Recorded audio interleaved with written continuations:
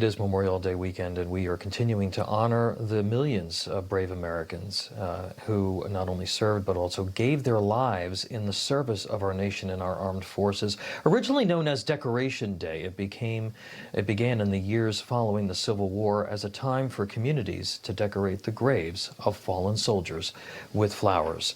Now with his personal reflections on the sacrifice of those who never made it home, retired U.S. Army Colonel and two-time Purple Heart recipient John Mansfield is with us. Colonel Mansfield recently was honored as part of the 2026 Purple Heart Patriot project representing the great state of Iowa. Colonel, when this weekend rolls around every year, who do you think about, or who do you think about who didn't come home perhaps throughout the year?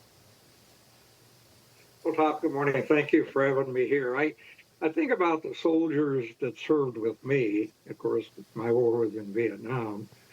And in May, in our different battles, we lost 9 soldiers just in a 20-day period of May. So I think of them by name. And we're fortunate that we have a miniature wall close to me, and I go over and talk to those soldiers all the time. Yeah. And so it's emotional. Yeah, go ahead. No, go ahead. I was just saying, you just talked about World War II, and my dad served in World War II, and my mother served in World War II. My dad in the Navy, and my mother in what was then the Army Air Forces. Fortunately, both of them survived, but they were both part of the greatest generation that you just discussed before you and I talked. Yeah.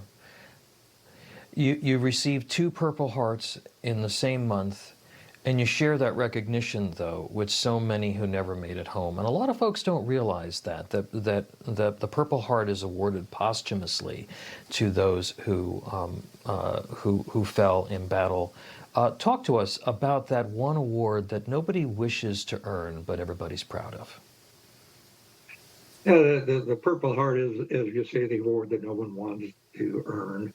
But if you have it, it's a distinction. But it also reminds us that just what you said, posthumously awarded. So when you think about the people that didn't make it back, I always looked at 3 different things: honoring their service, grieving for their sacrifice, and then being thankful that they're Americans, just as there have been for 250 years in all generations. They're willing to make that sacrifice for our country. Those 3 things are very important to all of us. Recently, you were chosen to represent Iowa by the National Purple Heart Honor Mission, and you visited New York City and, among other places, the Vietnam Veterans Memorial. What emotions and memories surfaced for you during that experience, and why is it so important for Americans to take time to visit their local memorials? Well, I think the key, the essence of Memorial Day to me, there's an epitaph that I like to quote from World War I, over 100 years ago. It says, "When you go home, tell them of us and say, for your tomorrow, we gave our today."